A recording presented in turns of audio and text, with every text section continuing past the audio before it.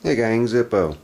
I wanted to do a video explaining some things. There's a lot of people out there that do a little bit of their own gunsmithing and changing of parts and just making their guns theirs, personalizing them and whatnot.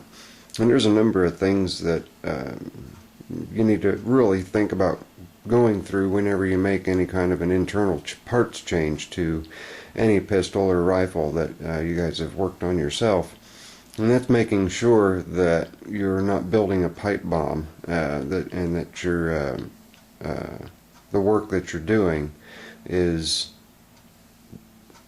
not going to hurt you or the performance of the firearm, so on and so forth. So what you guys see here is my GSG 1911 22 caliber. This is a typical carry for me. Weather's starting to get cooler. And as the weather gets cooler, it makes it easier for me to conceal this 1911 22 caliber. It is my preferred round of personal carry. A lot of you are going to balk at that, and that's fine. It's personal preference. This is a very nice rendition of a 1911, and like most 1911s out there, there's a lot of parts that are interchangeable. I can change the slide on this. I can change the beaver tail. I can change the back strap. I can change my grips. I can change my trigger. I can change just about all the internals in this pistol with aftermarket parts to make this, to personalize this gun and make it mine. So let's say I do an acurizing kit with the hammer and a trigger and all this other kind of stuff, and a new firing pin, and I want to know before this gun ever has the first round in it how it's going to perform. There's things to take into consideration. Your strike point when you fire. Is it going to be a good, crisp, exacting, repeatable strike point on your projectile? A lot of times you can't just take the gun out and fire it. You don't want to just take the gun out and fire it. You want to put it through its paces in a safe manner first. Any backyard gunsmith or any professional gunsmith is all going to tell you the same thing. Put the gun through its paces with safe alternatives to ammunition before putting ammunition through your firearm. And that's what we've got sitting in front of us, is 3 different packs of things that you can use. Now, the first one, obviously, we have live ammunition. You do not want to use live ammo when you are testing a change that you have made to your pistol.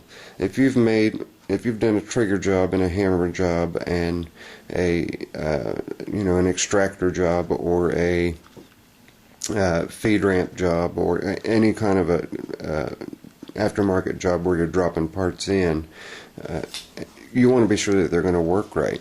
So as far as these 2 bags here, we've got 2 different types of blanks, so to speak. I'll be more specific in a minute, but 2 different types that you would use for 2 totally different purposes and 2 totally different reasons. Okay, up top, these are snap caps. A lot of people have heard the term snap caps. The snap cap's exactly what it sounds like. It's a snap. It allows you to cycle your gun and fire it safely without running the risk of damaging any internal parts that may otherwise get damaged if you dry fire, because we all know we're not supposed to dry fire our weapons, especially a 22 rim fire. When that hammer comes down and strikes, even if it's an inertia pin, a firing pin, it's going to hit something. It's going to hit the top forward part of your barrel. It may leave a mark. That mark can cause you misfeeds and misfires. You get that too deep of a mark, all you're going to do is push the casing, and the front and back side of that 22 casing is just going to move into the groove that you've put into your barrel. So go out and invest in some snap caps. What the snap caps do is allow you to fire the gun safely, and it also gives you the perfect way when you take a snap cap, after you run a snap cap and fire it, you will be able to, I don't know if this is, yep, here's one that's been fired, okay. And you can use these in revolvers, you can use them in semi-autos. If you orient them in the magazines correctly, knowing where your firing pin's going to strike, you can get 7 or 8 uses out of each cartridge. but I don't know how well it's going to show. But yeah, you guys can kind of see the nick there. We got a little nick right here. Okay, I was doing an acurizing job, and I think I remember that one. I had incorrectly, mind you, installed a new firing pin. I know you guys are going to say, how do you not get one in right? In my 1022, I put a new firing pin in the slide, in the bolt. Well, what actually happened was I didn't check the new firing pin out real closely, and it had a slight bend to it, and that bend came in and actually cut my snap cap.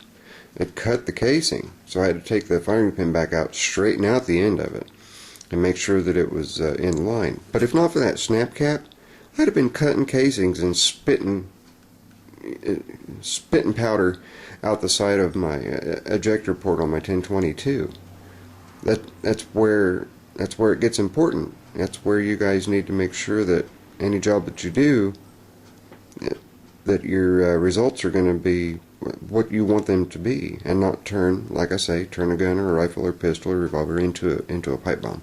So there you go. There's your snap cap, and that's what their purpose is. Their purpose is to get in there, get in the way of your hammer, and act like a bullet, and then allow you to pull it out and inspect it to see what kind of condition the snap cap area is in that's been struck by the firing pin. Then, next, say we've changed the spring inside of our magazine to either a tighter spring or a looser spring. Say we have adjusted the spring on our slide so that we can run a lower velocity ammunition and still have a semi-auto cycle, so on and so forth. When you make changes like that, you want to be sure the gun is going to still cycle correctly. Now, even if you're blending your forcing cone to better feed your ammo, you want to know how it's going to work before you put live ammo in. Alright? And that is what these are for. These are blanks. These are loading blanks. They're made of aluminum. They're lightly anodized. They will show any problem. And this is just where it says 22 long rifle dummy on it. But you run these through, and you can use these as snap caps. It says on the package that you can, but they advise against it, mainly because that's not their purpose. Their maiden purpose, their sole purpose in life, is to accurize your action, to make sure that your action is going to work the way that your action needs to work. It's going to pick up the shell. It's going to put it where it belongs. It's going to eject the shell. It's going to eject it consistently. So you have a 10 round mag, you throw 10 of these in, you cycle them by hand. Any hang-ups that you get, any stovepipes, anything like that, it's going to happen with a piece of aluminum.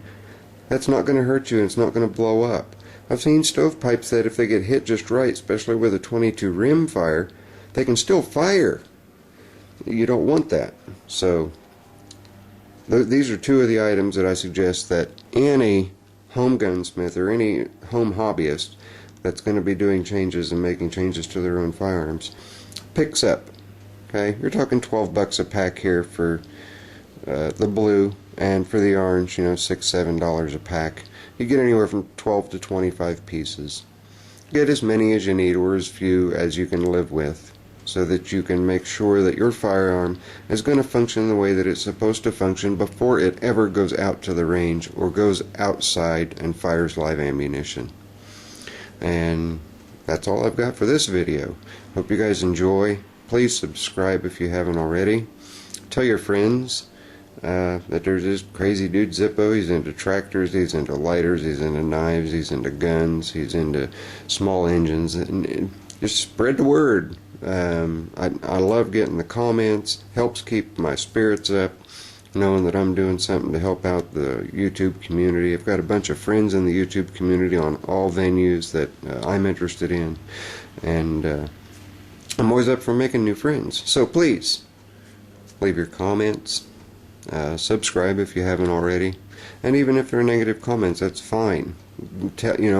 I'm still learning too. let me know where I made a mistake. I can get in, put I can annotize and put a notation in there that, oops, hey look, Zippo screwed up here. I'm not afraid to admit screw-ups. I screw up all the time. In fact, I've got parody videos of myself screwing up big time when doing different things. So please, watch my videos. If you like them, great. If you don't like them, that's fine too. You know, you can't please 100% of the people 100% of the time. Anyway, this is Zippo. I've babbled long enough. We're a little over 10 minutes. Later. I'm out.